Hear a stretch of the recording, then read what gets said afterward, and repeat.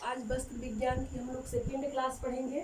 आप देख पा रहे हैं फ्रेंड्स, वस्त्रोपयोगी रेशों का वर्गीकरण बहुत इम्पॉर्टेंट है किसी भी एग्जाम की दृष्टि से। जो होम साइंस का एग्जाम होगा जहां टेक्सटाइल पूछा जाएगा वहां पे ये चैप्टर बहुत ही इम्पॉर्टेंट है। वस्त्रोपयोगी रेशों का वर्गीकरण अगर हम करें, इसके पहले हम लोग इतिहास देखे थे, महत्व देखे थे और सिद्धांत देखे थे। हमने देखा था कि वस्त्र की उत्पत्ति किस शब्द से हुई है, वस्त्र की आवश्यकता कहाँ से महसूस हुई, वस्त्र के कौन कौन से सिद्धांत हैं। अब हम देखेंगे वस्त्रों उपयोगी रेशों का वर्गीकरण, क्योंकि वस्त्र विज्ञान पढ़ने से पहले हमें रेशों के बारे में जानना अति आवश्यक है।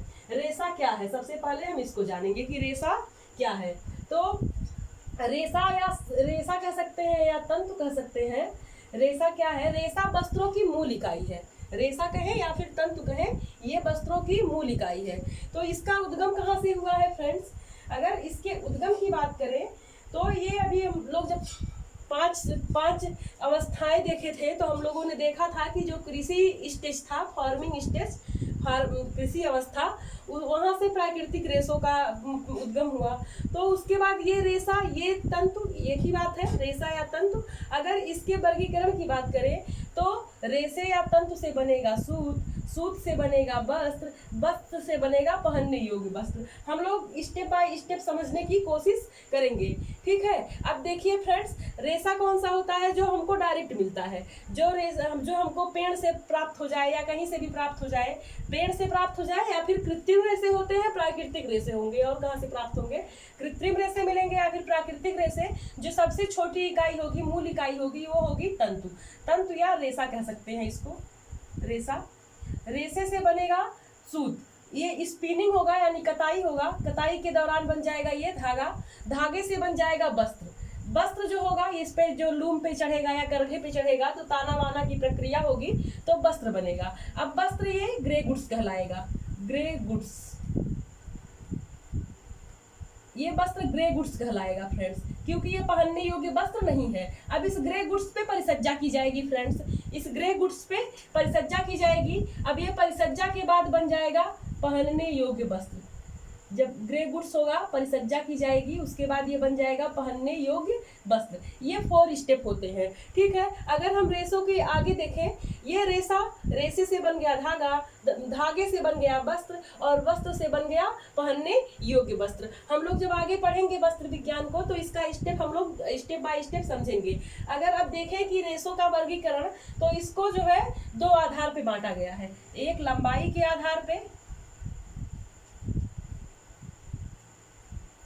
लंबाई के आधार पर, और दूसरा प्राप्ति के स्रोत के आधार पर। ये दूसरा बटेगा प्राप्ति के स्रोत के आधार पर।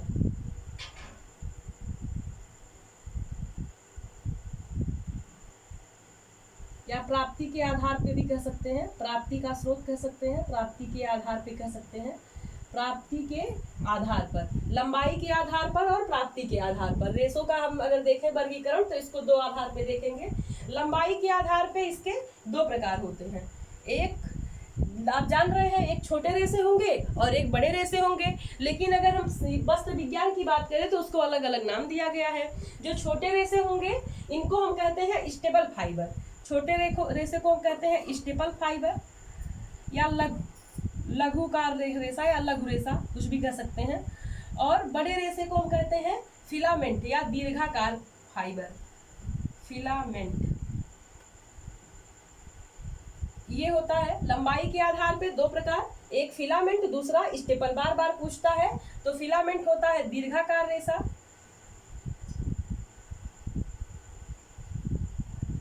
और स्टेपल होता है लघु रेशा, ठीक है फ्रेंड्स।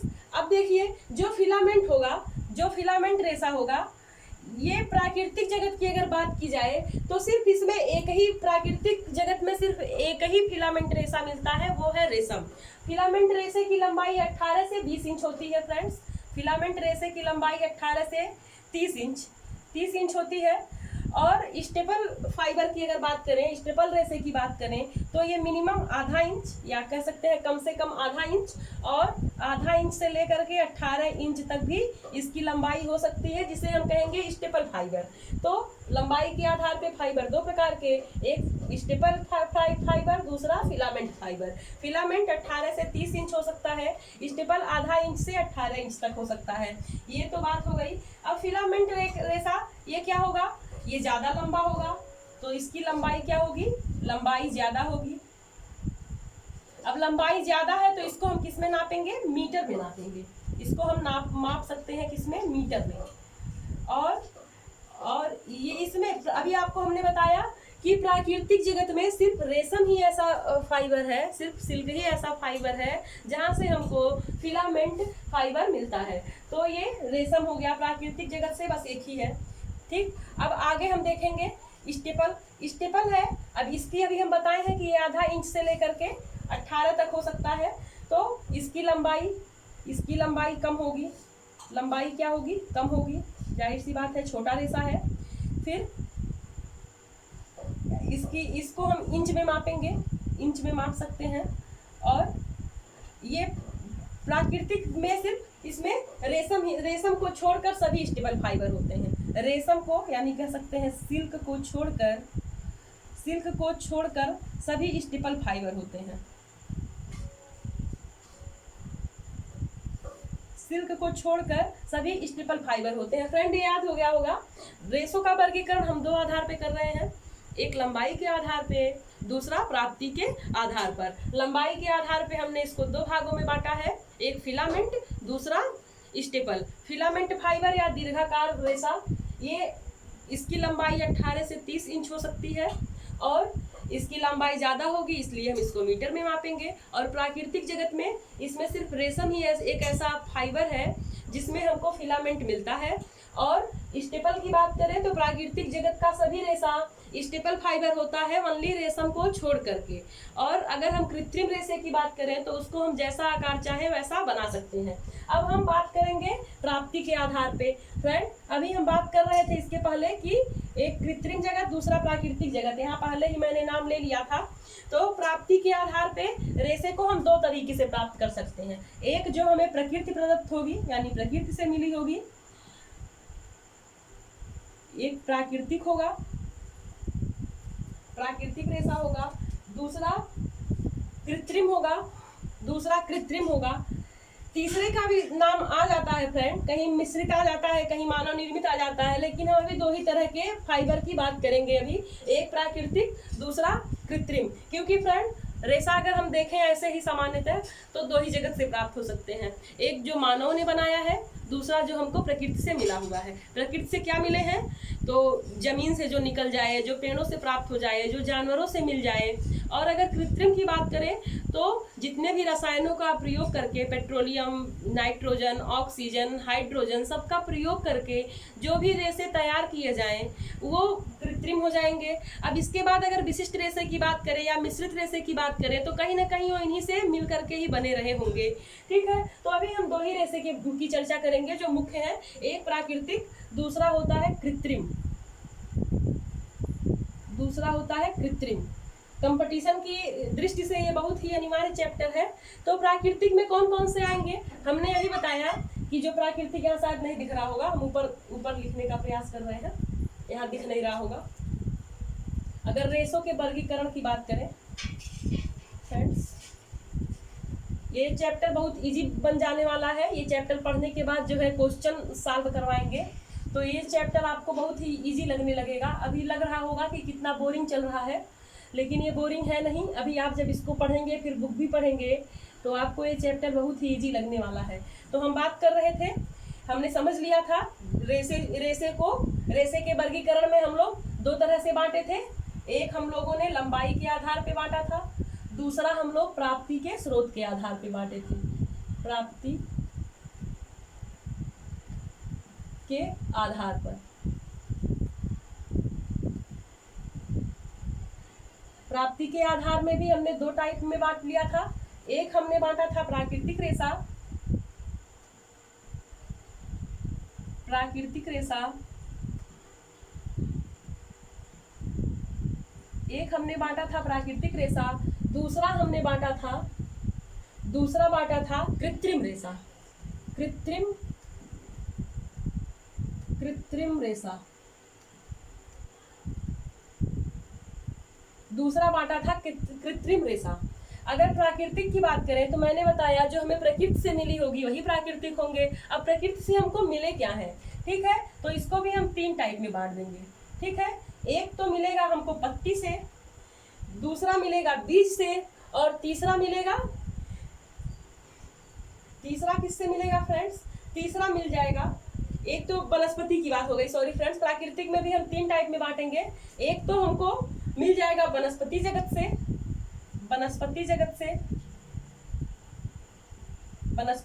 से, ठीक। उसके बाद हमको जमीन से जो मिलेगा उसको हम कह देंगे खनिज, या पहले जानता हूँ लिख लेते हैं यहाँ पे, जानता हूँ रेसे,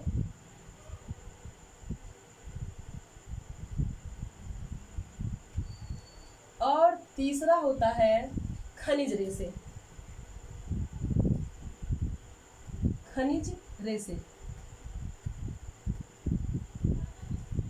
ये बहुत ही इजी है फ्रेंड्स, आप इसको बार बार देखेंगे तो आपको याद हो जाएगा। और यहाँ से बहुत सारा क्वेश्चन आता है, सिंपली पूछ लेता है, कोई सा भी 4 दे देगा उठा करके और पूछता है कि ये कौन सा रेशा है। तो अगर वनस्पति की बात करें, वनस्पति जगत की बात करें तो इसमें कौन कौन से आएंगे, इसको भी हम बांट देते हैं।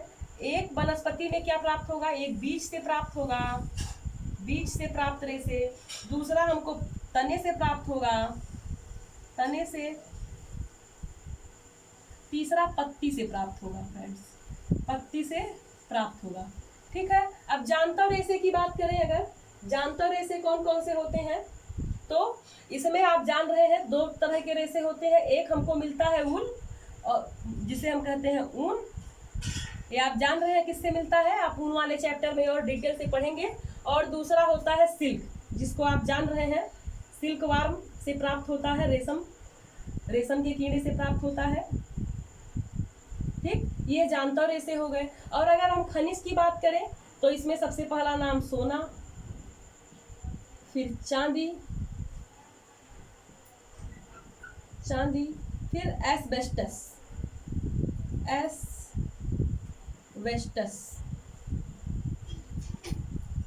ये तो हमको मिल गया खनिज से, सोना, चांदी, एस्बेस्टस। जानता से मिल गया ऊन और रेशम, और वनस्पति से प्राप्त हो गया बीज, तना और पत्ती। अब बीज से क्या प्राप्त होगा, बीज से प्राप्त होने वाले सिर्फ 2 रेशे हैं, एक होता है कपास, दूसरा होता है कपोक। ये कपास और कपोक। अब कपास की अगर बात करें, आप फ्रेंड जान रहे हैं कपास को वस्त्रों का राजा कहा जाता है, और कपोक की बात करें तो इससे वस्त्र नहीं बनाए जाते हैं। इससे क्या बनेगा, जीवन सुरक्षा पेटी बनता है, बेल्ट बनता है, और भी कई सारी चीजें बनती हैं, लेकिन पहनने योग्य वस्त्र नहीं बनता है। और कपास को वस्त्रों का राजा कहा जाता है क्योंकि इसके कपड़े बहुत अच्छे होते हैं, ठीक है। फिर तने की बात करें अगर, तो तना से हमको क्या मिलेगा, पहले हम लोग पत्ती देख लेते हैं, पत्ती से क्या मिलेगा। पत्ती से एक मिलता है पिना, दूसरा मिलता है सीसल, एक मिलता है पिना, दूसरा मिलता है सीसल।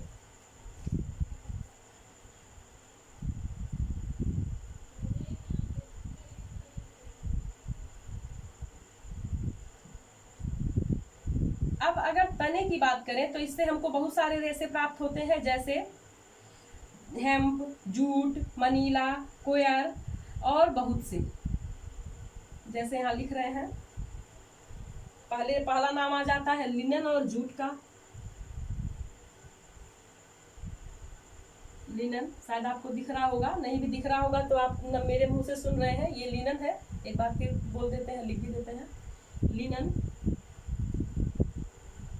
उसके बाद अगला नाम आता है जूट का, जूट से आप परिचित ही हैं। फिर है हेम्प, फिर है रेमी, फिर सन,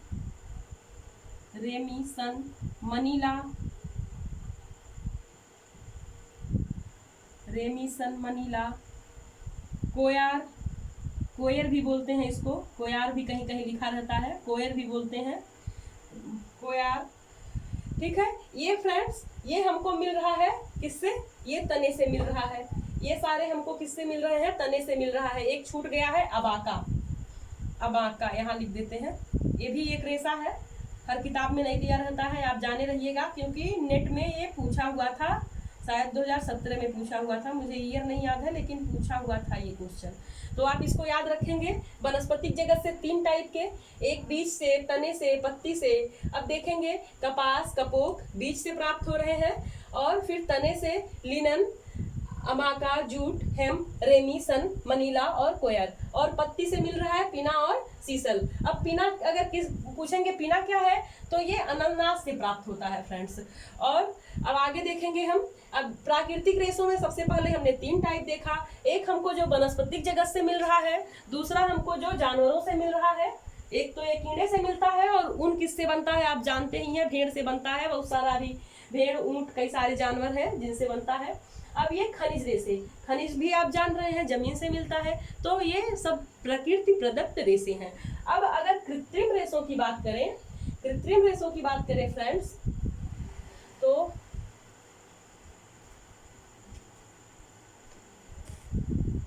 प्राकृतिक रेशों के बाद अब हम देखेंगे कृत्रिम रेशा।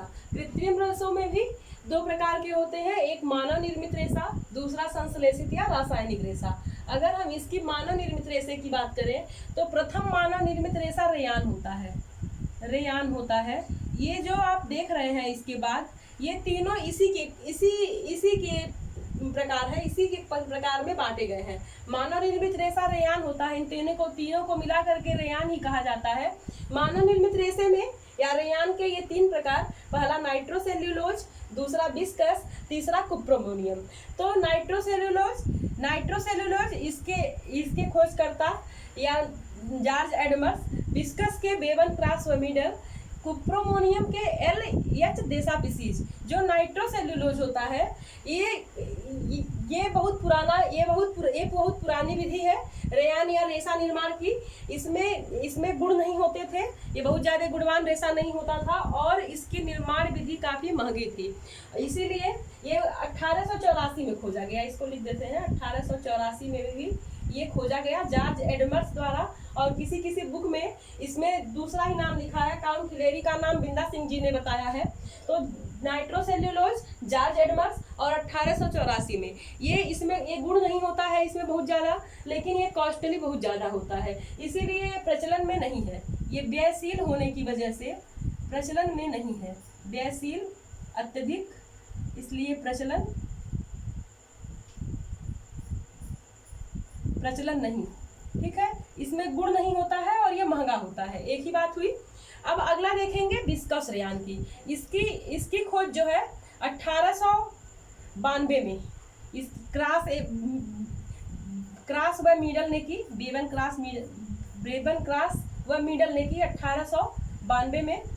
ये जो विस्कस रेयान है ये सबसे ज़्यादा प्रचलित है, आज भी इसके रेशे बनाए जाते हैं, और ये गुणवान भी होता है और महंगा भी ज़्यादा नहीं होता है। मतलब इससे जो जितने भी बनाए जाएंगे रेशे, ये सब तक पहुंचने योग्य होता है। अब मान लीजिए संश्लेषित रेशे का निर्माण ही इसीलिए हुआ क्योंकि प्राकृतिक रेशे जो होते हैं उसके रिसोर्स सीमित हैं, उसके जितने भी स्रोत हैं सीमित है, उससे बहुत ज़्यादा धागे हम नहीं प्राप्त कर सकते। इसके पहले जब हम इतिहास देखे थे तो हमने उसमें बताया था कि जो संश्लेषित रेशे होते हैं हम जितना चाहे उतना ही उत्पादन कर सकते हैं, लेकिन अगर विधि महंगी रहेगी तो सब तक पहुंचाना कम, मतलब सबके बस की बात नहीं है। कह सकते हैं सब जो जिनका आय अच्छा है वही लोग उसको खरीद सकते हैं, जिनका आय अच्छा नहीं है उन लोगों की पहुंच से वो रेशा या वो कपड़ा दूर हो जाएगा। सबकी पहुंच तक सरल बनाया जा सके, इसके लिए हम देखेंगे कि कौन सी विधि सस्ती है, अच्छी है और जिसमें बहुत सारे गुण भी हैं। तो अगर मानव निर्मित रेशे में उसकी बात करें तो उसमें आता है विस्कस, जिसकी खोज क्रास व मीडल ने की 1892 में। मतलब ये ज़्यादा महंगा भी नहीं है और गुणवान भी है। और अगला देखेंगे कुप्रोमोनियम, इसकी खोज हुई 1890 में एल.एच. देसापिसीज द्वारा। और ये गुणवान तो है, गुण तो है इसमें, लेकिन ये भी महंगा है, ये गुणवान है लेकिन महंगा है, महंगा है। अब ये इस रेशे से उन्हीं लोगों के लिए कपड़े तैयार किए जाएंगे या वहीं पे सप्लाई की जाएगी जहाँ पे लोगों के का इनकम अच्छा हो, जहाँ पे मजदूर वर्ग रह रहे होंगे वो लोग महंगा कपड़ा नहीं खरीदेंगे, तो वहाँ पे वही रेशे पहुँचाए जाएंगे, वही संश्लेषित रेशे पहुँचाए जाएंगे या मिश्रित फाइबर पहुँचाए जाएंगे, फाइबर के फैब्रिक पहुँचाए जाएंगे जो सबकी पहुँच तक आसान हो, सब लोग उसको परचेज कर सकें। तो हम लोगों ने मानव निर्मित रेशे में रेयान को देखा। रेयान के 3 टाइप होते हैं। रेयान मानव निर्मित पहला रेशा है। Nitrocellulose, George Edmunds, viscose, Cross Bevan Cross व मिडल 1892, कुप्रोमोनियम एलएस देसा पीसीज 1890। ये गुणवान भी होता है, महंगा भी। और ये विस्कस रेशा ये सबकी पहुंच तक आसान बनाया जा सकता है, ये गुणवान है लेकिन महंगा नहीं है। नाइट्रोसेल्यूलोज व्ययशील होने की वजह से प्रचलन से बाहर है। अब हम बात करेंगे संश्लेषित रेशे की। आपने देखा था जो आधुनिक या वैज्ञानिक युग था कपड़े का, उसमें संश्लेषित रेशे की खोज हो गई थी। तो हम देखेंगे संश्लेषित रेशे कौन से हैं। ये नायलॉन, डेक्रान, आरलान, क्रेसलान, जेफ्रान, टेरिलीन, डरबन और सारन, डायनेल, वेलर, फाइबर ग्लास, ऐसे ही बहुत सारे संश्लेषित रेशे हैं। नायलॉन की बात करें तो इसको जादुई रेशा भी कहा जाता है। नायलॉन और मानव निर्मित रेशा रेयान और एक्रिलिक, ये रेशे हमको हमेशा ही पढ़ने को मिलेंगे। यहाँ से क्वेश्चन भी बहुत ज़्यादा आता है, पूछता है कि जादुई रेशे किसे कहते हैं, तो हम लोग नायलॉन को बताते हैं। फ्रेंड्स, वस्त्रोपयोगी रेशों के वर्गीकरण में हमने देखा लंबाई के आधार पर और प्राप्ति के आधार पर। रेशों का वर्गीकरण 2 आधार पे किया गया था, एक लंबाई के आधार पे, दूसरा प्राप्ति के आधार पे। लंबाई के आधार पे हमने 2 तरह के देखे थे, एक फिलामेंट देखा था, दूसरा स्टेपल देखा था। स्टेपल मतलब लघुकार और फिलामेंट मतलब दीर्घकार। फिलामेंट और फिर देखेंगे हम लोग प्राप्ति के आधार पर। तो प्राप्ति के आधार पर 2 तरह के रेशे हम लोगों ने देखा था, एक प्राकृतिक, दूसरा कृत्रिम। मिश्रित रेशा भी आता है लेकिन उसको हम नहीं देख रहे हैं क्योंकि यही दोनों ही मुख्य होता है, एक प्राकृतिक, दूसरा कृत्रिम। फिर हम लोगों ने प्राकृतिक में भी देखा था, प्राकृतिक को भी हमने 3 भागों में तोड़ दिया था। एक वनस्पतिक जगत से रेशे प्राप्त हो रहे थे, फिर खनिज रेशे प्राप्त हो रहे थे और जांतव रेशे भी प्राप्त हो रहे थे, आपको पता है। और सिल्क और उल ये हमको कीड़े और जानवरों से मिल रहे थे, इसलिए ये जांतव जगत का रेशा हुआ। खनिज रेशा जो हमको सोना, चांदी, एस्बेस्टस मिल रहे थे, ये खनिज रेशा है। एस्बेस्टस के बारे में आप जानते हैं कि ये अग्निरोधी कपड़ा होता है और ये एस्बेस्टस सबसे अच्छा कपड़ा होता है। जो दमकल के कपड़े बनाए जाते हैं या अग्नि अवरोधक कपड़े बनाए जाते हैं, वहाँ एस्बेस्टस का यूज किया जाता है। और उसके बाद हम लोगों ने देखा था वनस्पतिक में भी हमने 3 टाइप में देखा था।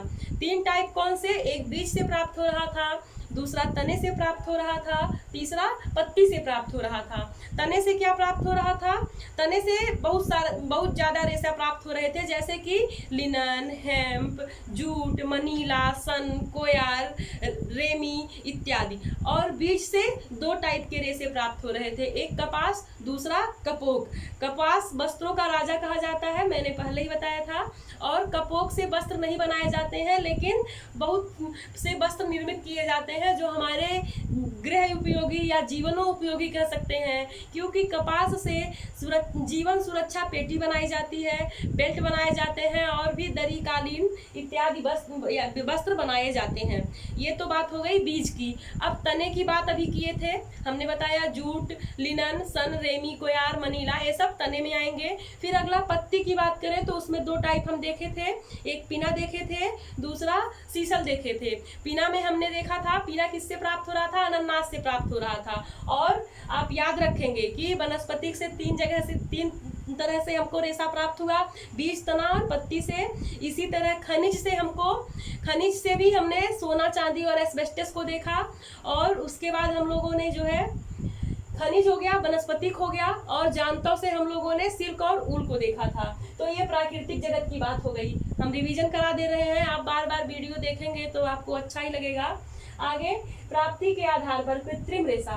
तो कृत्रिम रेशे में भी दो टाइप होते हैं, एक मानव निर्मित, दूसरा संश्लेषित या रासायनिक। मानव निर्मित में भी हम 3 टाइप का रेशा देख रहे हैं, नाइट्रोसेल्युलोज, विस्कस और क्यूप्रोमोनियम। इसको अगर हम रखना चाहें तो इसको हम कह सकते हैं NCV, ठीक है। ये या फिर कह सकते हैं NVC भी कह सकते हैं। इससे और इजी हो जाएगा, इजी इसलिए हो जाएगा, नाइट्रोसेल्युलोज, सॉरी नहीं ठीक है, NCV ठीक है, नाइट्रोसेल्युलोज, क्यूप्रोमोनियम और विस्कस। इसको हम देखेंगे, ये 84 में, ये 90 में और ये 92 में, ठीक है। इसकी खोज हुई। यहाँ पे क्रम नहीं, यहाँ पे आप देखेंगे तो आपको पता चलेगा, जिस सन में जो पहले खोजा गया उसका यहाँ पहले ही नाम होना चाहिए था। और नाइट्रोसेल्युलोज को एडमर्स ने खोजा। ये गुणवान भी नहीं और महंगा भी ज्यादा। विस्कस सस्ता और गुणवान, और क्यूप्रोमोनियम गुणवान लेकिन महंगा। जिनकी परचेजिंग पावर अच्छी होगी वहां तक ये उपलब्ध कराई जाती है, मतलब सस्ते वस्त्र नहीं, महंगे वस्त्र बनाए जाते हैं। फिर संश्लेषित में हमने देखा था nylon, Dacron, आरलान, क्रेसलान, जेफ्रान, Terylene, Durban, Saran और डायनेल। ये नायलॉन का यूज ज्यादा होता है, एक्रिलिक का यूज ज्यादा होता है। सभी रेशे प्रयोग किए जाते हैं, लेकिन कुछ रेशे जो सस्ते होते हैं, जिनकी निर्माण विधि थोड़ी सस्ती होती है, उनसे अधिकतम वस्त्र बनाए जाते हैं। तो ये हो गया वस्त्र उपयोगी रेशों का वर्गीकरण। हमने दूसरा चैप्टर क्लियर कर लिया। अब वस्त्रों का अगर गुण देखेंगे तो फ्रेंड्स, वस्त्रों के गुण हम नेक्स्ट वीडियो में पढ़ेंगे। आपको ये वीडियो कैसा लगा कमेंट के माध्यम से आप जरूर बताइएगा हमको। होम साइंस कंपटीशन में इतने देर तक बने रहने के लिए आपका बहुत बहुत धन्यवाद। और इसी तरह वीडियो को देखिए, शेयर करिए और लाइक करिए, ना करिए लेकिन लोगों तक इसको जरूर पहुंचाइए। Thank you for